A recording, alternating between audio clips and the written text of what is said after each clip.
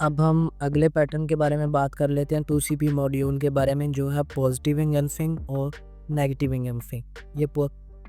ये पॉजिटिव और negative engulfing specially NNC के बनाए हुए कॉन्सेप्ट हैं। ये आपको और कहीं पे नहीं मिलेंगे। ये काफ़ी पावरफुल कैंडल्स होते हैं। मैं इनके स्ट्रक्चर अभी बना देता हूँ, आप देख रही।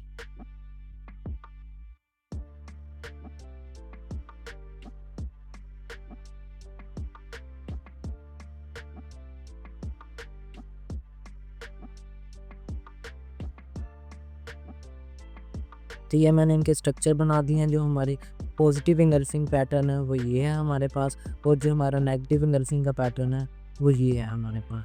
तो जो नेगेटिव एंगल्फिंग है उसमें सबसे पहले ये ट्रेंड कंटिन्यूएशन देखने के लिए हम यूज़ करते हैं कि जो हमारे पास ट्रेंड बना है क्या वो वैलिड है, क्या वो ट्रेंड कंटिन्यू रहेगा, क्या वो इनवैलिड तो नहीं है, क्या हम वापस आया तो नहीं जा रहा उस ट्रेंड में।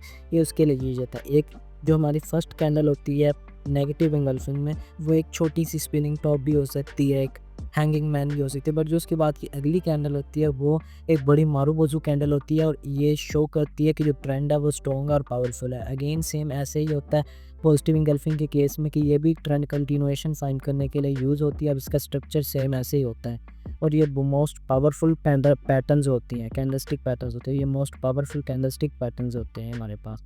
चार्ट पे चल के मैं आपको दिखाता हूँ। ये देखें, ये हमारे पास एक पॉजिटिव एंगल्फिंग है। ये आपको सबसे ज़्यादा रिपीट होते हुए पैटर्न्स जो होते हैं कैंडलस्टिक के लिए होते हैं सर। ये हमारे पास एक पॉजिटिव एंगल्फिंग है, आप देख सकते हैं। ये हमारे पास एक पॉजिटिव एंगल्फिंग है। ये सबसे ज़्यादा आने वाला और सबसे ज़्यादा काम करने वाला पैटर्न है मार्केट में। ये एक हमारे पास पॉजिटिव एंगल्फिंग है। ये एक हमारे पास नेगेटिव एंगल्फिंग है। ये भी एक नेगेटिव एंगल्फिंग है अगर आप इन तीनों कैंडल्स को कंबाइन करके देखें तो। अब हम चलते हैं डी ग्रेड पैटर्न की तरफ। मैं डी ग्रेड पैटर्न का स्ट्रक्चर बना देता हूँ कि कंफ्यूजिंग पैटर्न होता है, इसमें कोई पता नहीं होता कि मार्केट में किस साइड को जाऊँगा।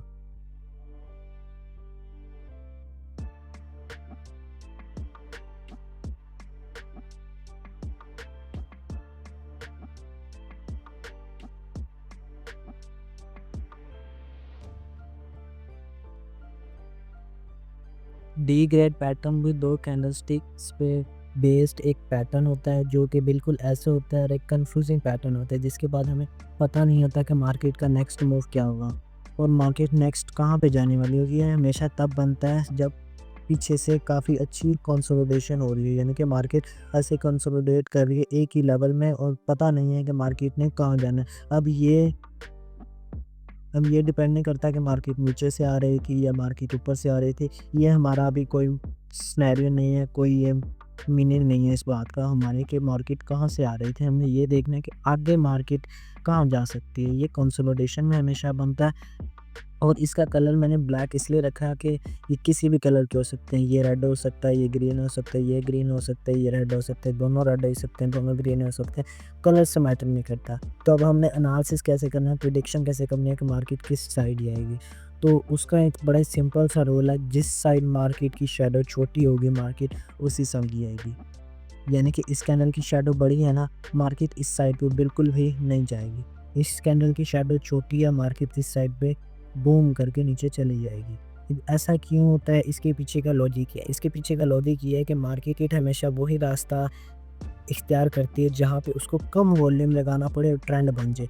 अब अगर मार्केट यहाँ से ऊपर जाने का सोचती है तो मार्केट को इतना बड़ा वॉल्यूम फिलअप करना पड़ेगा, मार्केट को इतना बड़ा वॉल्यूम फिलअप करना पड़ेगा। लेकिन अगर मार्केट डाउन साइड जाती है तो उससे ऑलमोस्ट हाफ वॉल्यूम फिलअप है, तो मार्केट को कम लिक्विडिटी लगानी पड़ेगी, कम वॉल्यूम लगाना पड़ेगा, और ट्रेंड कंटिन्यू हो जाएगा, एक न्यू ट्रेंड बन जाएगा।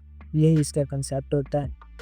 और ये आपको कभी भी इस हैमर या हैंगिंग मैन की फॉर्म में नहीं मिलेंगे, ये आपको बेरिश एंगल्फिंग की फॉर्म में मिलेंगे। और आपने इन्हें फाइंड कैसे करना है, वो कैंडल कॉम्बिनेशन से फाइंड करना है, और कैंडल कॉम्बिनेशन कैसे यूज़ करते हैं ये मैं आपको नेक्स्ट लेक्चर में बताऊंगा। अभी हम इसकी एग्जांपल्स देख लेते हैं डी ग्रेड पैटर्न की। और हमारे पास कंसोलिडेशन कहाँ पे है, डी ग्रेड पैटर्न की एग्जांपल है यहाँ पे। ये हमारे पास एक बहुत अच्छी डी ग्रेड पैटर्न की एग्जांपल है।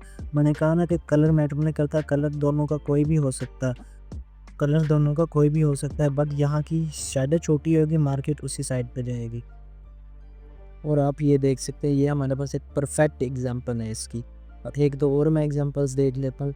ये आपको प्रैक्टिस करने से ही आएगा, प्रैक्टिस करने से ही पता चलेगा। आप जितना ज़्यादा इसकी प्रैक्टिस करेंगे, आपकी उतनी ज़्यादा विजन स्ट्रॉन्ग होगी और आप पहचान सकेंगे मार्केट के बारे में। ये भी एक है।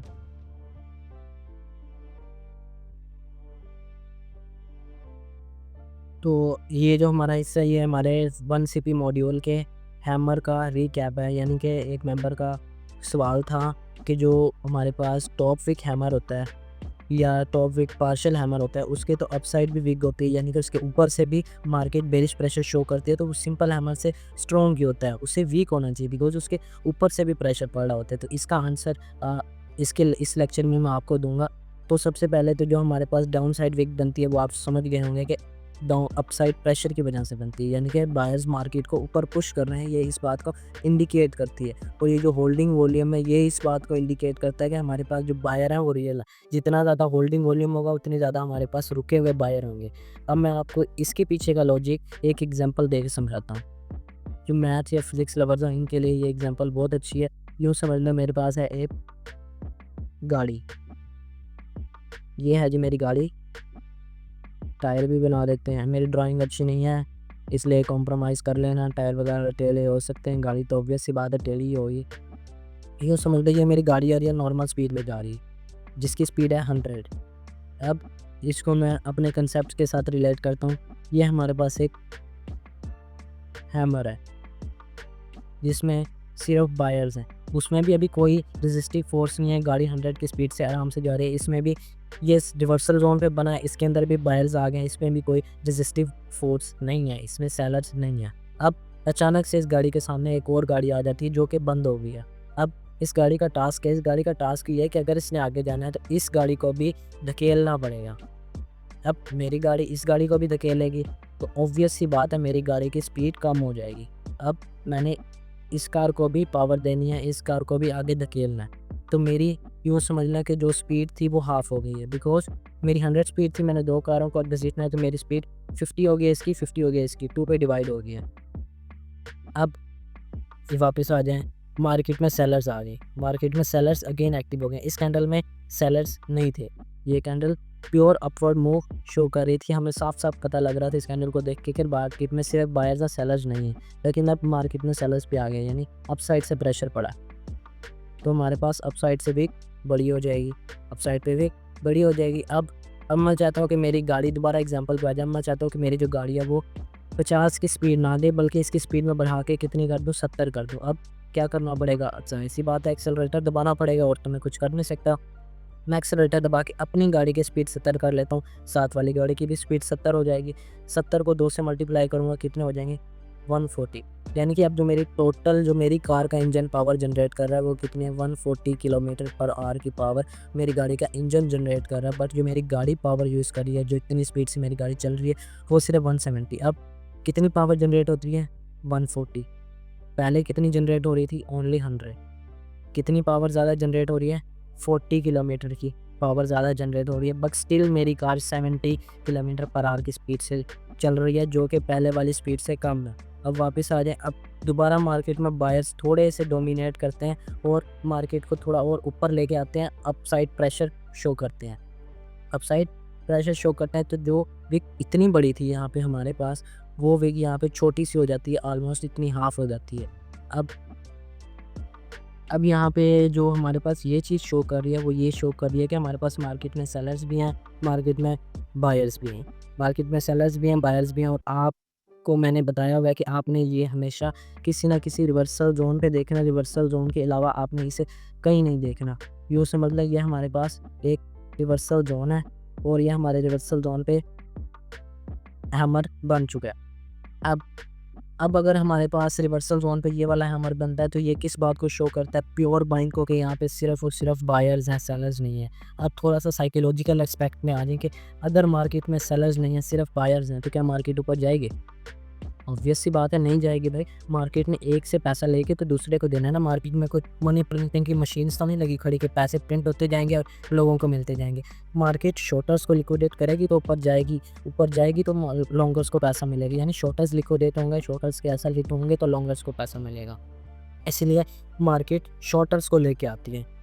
अगर आप कभी 1 मिनट का टाइम फ्रेम इस कैंडल को पूरा बनते हुए देखें 59 सेकंड से 1 सेकंड तक, तो आपको पूरा प्रोसेस समझ में आएगा। जो मैंने आपको डायग्राम में बताया वो आपको लाइव में बनता हुआ समझ आएगा। मार्केट यहाँ पे सेलर्स को लेके आती है और बायर्स फिर डोमिनेट कर जाते हैं मार्केट को, बट सेलर्स फिर भी एक्टिव होते हैं। इस वीक की वजह से सेलर्स फिर भी एक्टिव होते हैं और ये शो करता है ये वाला हैंडल कि मार्केट में बायर्स और सेलर्स बोथ है, दोनों है। बट ये जो होल्डिंग वॉल्यूम है ये इस बात को शो करता है कि मार्केट में जो बायर्स है उनकी क्वांटिटी ज़्यादा है, बायर्स की क्वांटिटी ज़्यादा है। इस वजह से हम इस हैमर के बजाय इस हैमर पे हम कम ट्रस्ट करते हैं, बिकॉज़ ये साइकोलॉजी के हिसाब से मार्केट में प्योर बाइंग को शो करता है और मार्केट कभी भी उस साइड नहीं जाती जिस साइड ज़्यादा लोग बैठे हों। मार्केट आपको दिखाती सज्जी और नारती खपी है, ये वो वाला हिसाब है। तो उम्मीद करता हूँ कि आप लोगों को समझ आ गई होगी। जो साइकोलॉजिकल एस्पेक्ट्स तो मैंने आपको बता दिए हैं, जो स्ट्रक्चरल चीज़ें थी वो भी मैंने आपको बता दी हैं। अब आपको मिलेंगे एक नए लेक्चर में। अल्लाह हाफ़िज़, सी यू सून इन द